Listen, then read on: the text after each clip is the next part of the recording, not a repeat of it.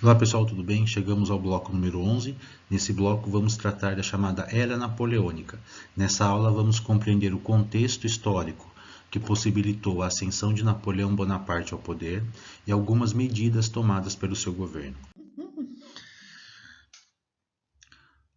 Para nós compreendermos a Era Napoleônica, é importante nós entendermos como Napoleão Bonaparte chegou ao poder. Para isso, temos que voltar à França no final do século XVIII, mais precisamente na última década daquele século, em que a França estava passando por um processo revolucionário. Ao longo da Revolução, que teve início em 1789 e se estendeu até 1799, alguns problemas se agravaram na França. Por exemplo, na questão econômica, se já havia uma pobreza, miséria na França antes da Revolução, ao longo da Revolução, essa situação de miséria ela vai se agravar. E lembrando que o grupo revolucionário, ao longo do processo, ao longo dessa década revolucionária, ele foi se dividindo. Vamos lembrar aqui que nós tínhamos dois grupos bem distintos. Um grupo mais radical, no caso os jacobinos, e um grupo mais conservador, no caso os girondinos. Na aula anterior, nós fizemos uma comparação em relação aos projetos dos jacobinos e o projeto dos girondinos. E conseguimos ali identificar que por mais que eles fizessem parte do grupo que fez a revolução, não é, que iniciou a revolução, que tomou o poder, os projetos eles eram distintos. Então, ao longo desses 10 anos, esses grupos, no caso, jacobinos, girondinos, além de outros, não é, que não vou citar aqui para não me alongar nessa questão, eles foram disputando o poder. Ora, a França era governada pelos jacobinos, ora pelos girondinos. Essa disputa pelo poder acabou enfraquecendo a revolução, não os ideais, mas o governo. E a revolução, no final ali da década de 1790, essa revolução, a Revolução Francesa, no caso, ela sofria ameaças, ameaças externas e ameaças externas. O que isso significa? Significa que alguns grupos queriam combater a revolução, eles queriam acabar com a revolução, num processo que nós chamamos de contra-revolução. E quem eram esses grupos e por que eles queriam combater a revolução? Já vamos, né, tratar desse assunto logo mais. Vocês perceberam que ali estava golpe do 18 Brumário, não é, que marca aí a chegada de Napoleão Bonaparte ao poder. Tem um trechinho aqui que eu peguei do site, não é, ensinarhistoriajoelza.com, que explica um pouquinho desse momento aí em que Napoleão Bonaparte chegou ao poder e por que 18 Brumário. Vamos lá. Então está aqui. Em 9 de novembro de 1799, Napoleão Bonaparte executou um golpe de Estado, pelo qual tomou o poder na França e instalou o consulado, um governo composto por um primeiro cônsul, ele próprio, e dois cônsules, ou seja, três pessoas assumiram, no caso, o poder na França, o governo, com destaque aí para Napoleão. O golpe ganhou o nome 18 Brumário, correspondente ao dia e mês no calendário revolucionário, então em uso na França desde 1793. Vocês devem saber aí que nós temos no Ocidente o calendário cristão, também conhecido como calendário gregoriano. Quando a Revolução começa, não é? Mais precisamente em 1793, os revolucionários mudaram o calendário. Então, dentro do calendário dos revolucionários, era, no caso, o dia 18, não é? E o mês, não é? Brumário aí, que lembra por conta das brumas, não é? Enfim, então, por isso o golpe do 18 Brumário, porque foi a data, não é? Dentro do calendário revolucionário em que ocorreu esse golpe de Estado. Uma questão importante, aqui seria um golpe de Estado, quando alguém chega ao poder, quando alguém toma o poder, não é? À força, sem apoio popular, não é? Sem a escolha, perdão, sem a escolha, né, através dos votos, sem o apoio ali da população, ele chega ao poder ali através da força, da violência. Isso é um golpe de Estado. Então você tem ali um governante muitas vezes legítimo, esse governante ele perde o poder para alguém que toma o poder dele. E como que essa pessoa ou esse grupo toma o poder? Através da força, sobretudo a força militar. E no caso, por que Napoleão? Por que Napoleão chegou ao poder? Além dessa questão de um golpe. Napoleão tinha um respeito, tinha um apoio de uma boa parcela da sociedade francesa. Tudo bem? Então vamos entender aqui as razões para a escolha de Napoleão. Primeiro, ele tinha uma função ali, óbvia, que era enfrentar as ameaças internas e externas, a revolução. As ameaças internas eram aqueles grupos privilegiados que perderam seus privilégios com a Revolução, setores da nobreza, setores do clero. Então, aqueles grupos privilegiados, eles queriam o quê? Combater a Revolução porque eles queriam talvez os seus privilégios de volta? Sim, mas além dessas ameaças internas, ou seja, pessoas dentro da França que eram contra a Revolução, que queriam combater a Revolução, nós temos aqui também ameaças externas. O que é isso? Monarquias absolutistas. Aí você pensa, mas o que as monarquias de outros países queriam com a Revolução? Pessoal, isso é óbvio. Se a Revolução, se os ideais da Revolução se espalhassem ali pela Europa, quem perderia o poder seria esses monarcas absolutistas. Ah, professor, mas nessa época ainda existia outras monarquias absolutistas na Europa? Sim, sim. Então, esses países se organizavam também para combater a Revolução. Então, vejam vocês, primeiro, a Revolução, o governo ali na França, ele estava enfraquecido porque havia uma divisão, não é? Uma divisão, sobretudo, entre jacobinos e girondinos. Uma outra questão, Napoleão chega ao poder ali, claro, com apoio popular, certo? Não foi através do voto, não. Ele chegou através de um golpe de Estado. E ele representava o interesse dos girondinos, aquele grupo mais conservador lá da Revolução. E ele tinha o respeito do povo francês. Mas por que ele tinha o respeito? Quem era Napoleão? Um general que até esse momento havia, não é? Trazia no seu currículo várias vitórias, não é, militares, não é? Um grande estrategista militar, alguém que no exército francês, não é, tinha grande destaque, estava chegando ao poder na França. Então ele era visto como um herói até esse momento, não é? Aquele general que havia conquistado ali, não é, diversas batalhas, enfim. Então veja que nós temos um panorama que explica como Napoleão chegou ao poder. Então vamos lá o que eu falei até agora. A situação da França, não é o caso ali na França, a situação do país era bem complicada, pensando sobretudo na questão econômica. Havia uma divisão entre os revolucionários, não é? Uma divisão, cada grupo tinha um projeto distinto para a França. Esses grupos disputavam o poder, a revolução estava sofrendo ali algumas ameaças, tanto ameaças internas, não é, de grupos que haviam perdido seus privilégios, quanto ameaças externas das monarquias absolutistas que tentavam se organizar para tomar o poder, perfeito? E Napoleão ele não foi escolhido à toa. No caso aí, né, ele contou com o apoio dos girondinos. Ele não foi escolhido à toa. Ele era um herói militar, não é? Então ele tinha um respeito do povo. Então Napoleão inicia o seu governo. Agora Napoleão é o governante da França. Vamos pensar na questão econômica que eu chamei a atenção de vocês para ver o que Napoleão resolveu fazer aí, quais foram as principais medidas adotadas por Napoleão quando estava aí à frente do governo da França. Primeira questão importante, pessoal, Napoleão investiu em obras públicas. O que seriam, né, essas obras públicas? Prédios, estradas, pontes, enfim, obras que são o quê? Que contam ali com o aporte financeiro do governo. O governo está construindo aquelas estradas, aquelas pontes, não é?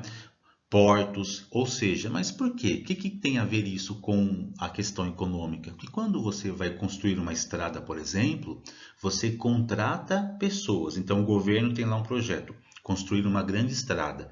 Para construir essa estrada, ele tem que comprar material, tem que contratar pessoas. Contratar pessoas. Então, ao investir pesado em obras públicas, claro, tentando aí modernizar a estrutura do país, não é? A infraestrutura, ele também estava o quê? Gerando emprego.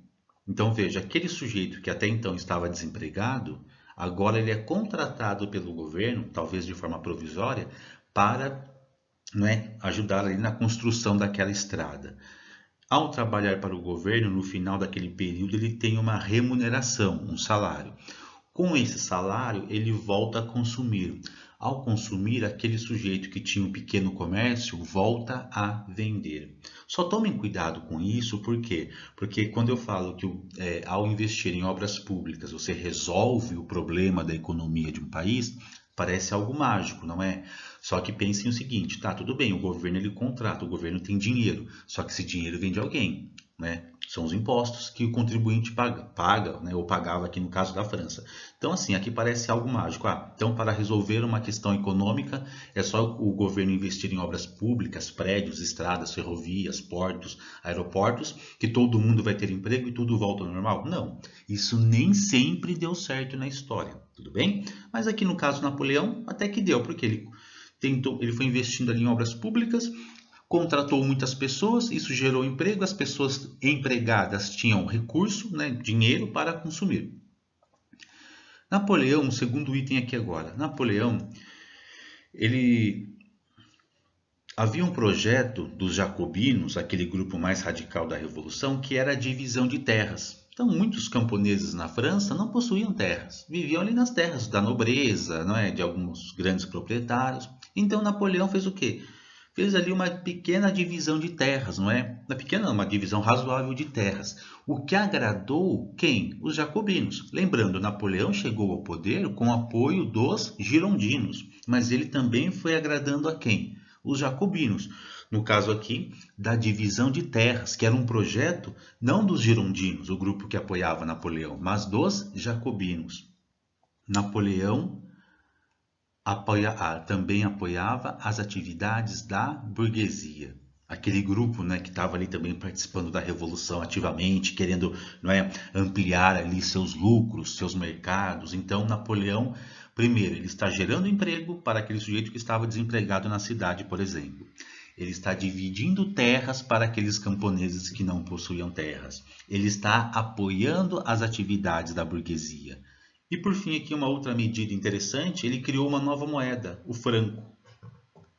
Aqui temos um retrato de Napoleão, não é? Um retrato clássico, não é? Feito aí pelo Jacques-Louis David, um importante pintor da época, que não só esse retrato, mas tem vários retratos, não é, de Napoleão elaborados aí por esse importante pintor do finalzinho do século XVIII, comecinho do século XIX. Pessoal, então, com essas medidas, Napoleão foi recuperando aos poucos a economia da França. E Napoleão, em determinado momento, ele era tão popular, que ele foi coroado imperador. Exatamente. Napoleão, aquele que começou um governo provisório com o intuito de reorganizar a França, de reorganizar ali as finanças, a economia, principalmente, não é, a situação do país social que estava um caos devido ali também à revolução que se estendeu por muito tempo. Napoleão reorganizou em parte a economia da França, agora ele tinha um apoio popular, realizaram uma consulta pública e as pessoas, os franceses apoiaram, não é? Colocaram lá como apoiaram que a coroação de Napoleão como imperador. Aqui nesse caso, em 1804, ou seja, 5 anos após o início de seu governo, Napoleão foi coroado imperador da França. Veja, aqui ele não está impondo isso. O povo optou, houve um plebiscito, não é?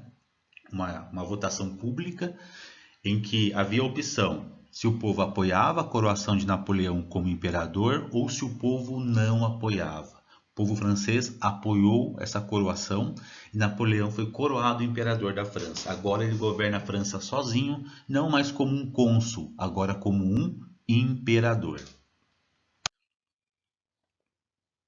Aqui nós temos uma imagem muito interessante e que explica um pouquinho da personalidade de Napoleão Bonaparte. Tradicionalmente, o responsável pela coroação era o Papa, chefe da Igreja Católica. Então, quando um rei ele era coroado, quem colocava essa coroa, não é, sobre a cabeça desse rei, desse monarca, era o Papa. Ou seja, o Papa estava concedendo essa coroa. É algo simbólico. O Papa ele é mais poderoso que o rei, não é? Que os monarcas. Aqui, no caso, Napoleão mudou esse rito, essa cerimônia. Por quê? Porque aqui, no caso, não foi o Papa quem colocou a coroa na cabeça de Napoleão. Napoleão, né? Ele próprio vai pegar a coroa e colocar sobre a sua cabeça. Tem até algumas discussões em relação a isso. Quer dizer o quê? Que Napoleão está tentando mostrar para a sociedade, inclusive para a igreja, que ele, Napoleão, era mais poderoso que o Papa. Então tem uma questão importante aqui que mostra o quê? Essa ambição de Napoleão pelo poder. Tudo bem? Então essa questão da coroação é interessante porque, né, só resumindo, tradicionalmente quem era responsável pelo ato da coroação era o Papa. Agora que nesse caso Napoleão, ele pega a coroa e ele mesmo coloca sobre a sua cabeça. É uma questão simbólica que sugere aí algumas interpretações, mas uma interpretação possível é que ele se diz mais importante que o próprio Papa.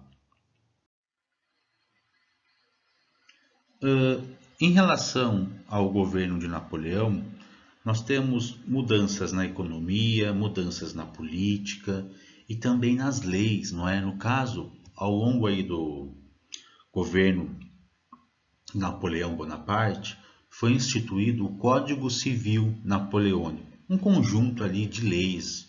E tem algumas questões importantes nesse Código Civil para nós pensarmos para aquela época o avanço que isso foi. Esse Código Civil ele traz a questão da igualdade jurídica. O que é isso? Igualdade perante a lei, algo que já havia, não é? Que já era ali uma proposta dos revolucionários, aquele documento importantíssimo, não é? Declaração Universal dos Direitos do Homem e do Cidadão, elaborado logo no início da Revolução, que dizia que os homens eram iguais perante a lei. Isso está presente no Código Civil. A liberdade individual é outro item importante aqui no Código Civil e a liberdade econômica. Então você está trazendo aquela ideia que os homens são iguais perante a lei, que eles têm a liberdade individual e a liberdade econômica. Também institui o casamento civil. Olha o avanço, estamos no início do século XIX, olha o avanço. Até então, o casamento, o matrimônio oficial era aquele, não é, realizado perante a igreja, não é, aquele que era ali consolidado na igreja. Aqui não, aqui é o casamento civil, ou seja, o casamento perante a lei, não mais perante a religião. E também institui, para aquela época, um avanço, o divórcio. E esse Código Civil, ele não só influenciou a França, como boa parte da Europa Ocidental. E por que boa parte da Europa Ocidental? Porque ao longo do seu governo, Napoleão foi expandindo o território da França, formando assim um grande império, que é um assunto que vamos ver agora. Pessoal, vejam vocês então que Napoleão iniciou ali algumas campanhas militares. E as tropas de Napoleão, elas eram recebidas em muitas regiões como libertadoras. Mas por que libertadoras? Porque as regiões que eram conquistadas por Napoleão e submetidas ao governo de Napoleão também estavam submetidas àquele Código Civil que falava em liberdade econômica, em igualdade jurídica. Então, o governo de Napoleão contribuiu também para o enfraquecimento do absolutismo na Europa. Então, o Napoleão submetia esses povos conquistados ao Código Civil existente na França. Aqui nós temos um mapa que retrata um pouquinho aí do Império Napoleônico. Veja que Napoleão conquistou uma boa parte da Europa Ocidental. Vejam vocês aqui no mapa, primeiro, né, o território inicial e depois as conquistas de Napoleão. Vejam vocês então que uma boa parte da Europa Ocidental estava sob o domínio de Napoleão Bonaparte. Mas prestem atenção que a Era Napoleônica começa em 1799 e vai até 1814, ou seja, 15 anos. Sujeito tão poderoso, tão influente, por que ele ficou pouco tempo assim no poder? Vamos ver agora. Nessa época, comecinho do século XIX, havia um país ali muito importante, uma potência, não é? Vizinha à França. No caso, essa potência era a Inglaterra. Como vocês sabem, nessa época, comecinho do século XIX, a Inglaterra já havia passado pela primeira fase, pela primeira etapa da Revolução Industrial, né? Já estava avançando ali, não é? Consolidando essa primeira fase. Era uma potência econômica. Na política, a Inglaterra já havia, não é, colocado fim ao absolutismo há muito tempo, lá no finalzinho do século XVII. Então a Inglaterra já era uma grande potência, não é? Estava avançado no que diz respeito à política, era uma monarquia ali controlada pelas leis e pelo parlamento. E na economia, enquanto muitos países da Europa, aliás, a grande maioria dependia ou de um comércio com as colônias, da exploração das colônias ou da agricultura, a Inglaterra já contava com fábricas, certo?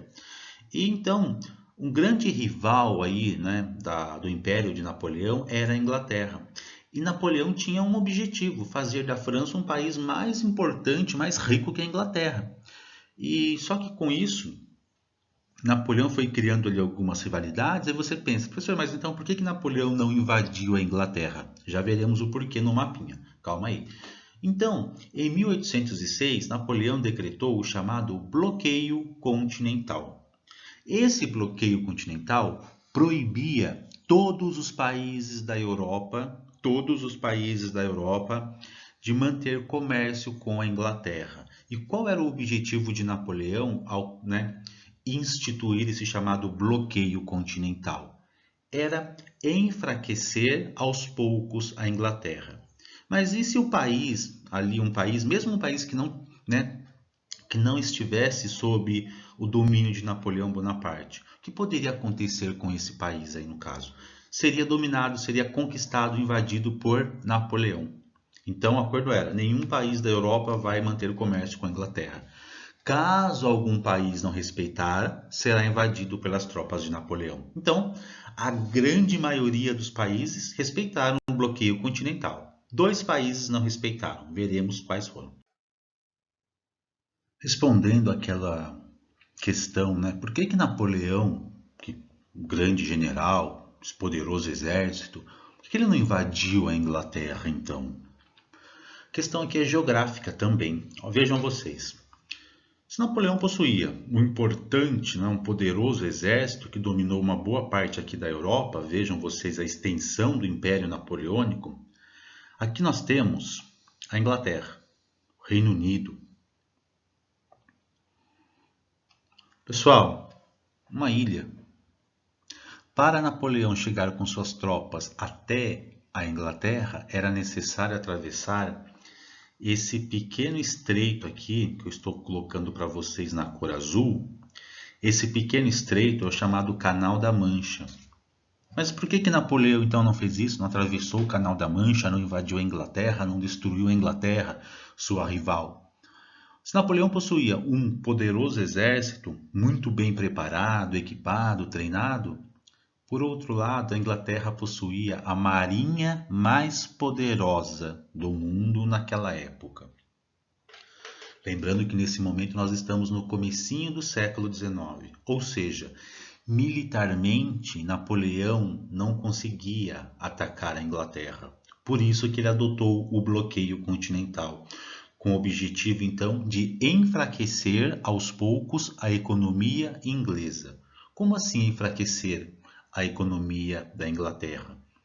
Se a Inglaterra deixasse de manter o comércio, de praticar comércio com os países aqui da Europa, isso, não é, no caso, com o passar do tempo, poderia enfraquecer, não é, o seu desempenho econômico, não é, enfraquecer o país, e depois, com o passar do tempo, Napoleão talvez conseguisse aí, não é, atacar a Inglaterra ou mesmo, não é, fazer da França um país mais rico, mais poderoso que a sua rival Inglaterra. Então, por isso, Napoleão adotou o bloqueio continental. Então, aqui no caso, nós temos essa linha imaginária, uma linha vermelha, em torno aqui da Europa, e a Inglaterra, então, não poderia, não é? Os portos da Europa estavam fechados para as mercadorias inglesas. Ah, mas havia contrabando, alguma coisa? Claro que havia. Mas todos os países respeitaram o bloqueio continental? Não. Dois países não respeitaram. E isso mudou a história. Vamos ver os países que não respeitaram o bloqueio continental. Primeiro, Portugal. Portugal que desde o comecinho do século XVIII, 1703 ali precisamente, era um grande parceiro comercial da Inglaterra. Um grande parceiro comercial, desde o comecinho do século XVIII, ali quando eles assinaram o Tratado de Methuen, não é? Chamado também Tratado de Panos e Vinhos, em que Portugal vendia para a Inglaterra vinhos e comprava da Inglaterra tecidos. Por isso o Tratado de Panos e Vinhos, ou Methuen, por conta que na época o ministro das Finanças da Inglaterra era um indivíduo chamado John Methuen. Outro país que não respeitou o bloqueio, aliás, respeitou no início, mas depois rompeu, foi a Rússia, no caso o Império Russo. Então, Portugal logo no início não respeitou, foi ocupado, né, o país foi ocupado aí pelas tropas de Napoleão, e o Império Russo a princípio respeitou o bloqueio, no entanto, com o passar do tempo, o Império Russo retomou as relações comerciais com a Inglaterra e aí foi ocupado por Napoleão. Ou melhor, no caso da Rússia, do Império Russo, houve uma tentativa de ocupação que foi um grande fracasso. Pessoal, então era isso. Agradeço, não é, a todos. Espero que tenham uma ótima semana. Qualquer dúvida que vocês tenham em relação ao conteúdo, vocês podem entrar em contato. Um abraço e até logo.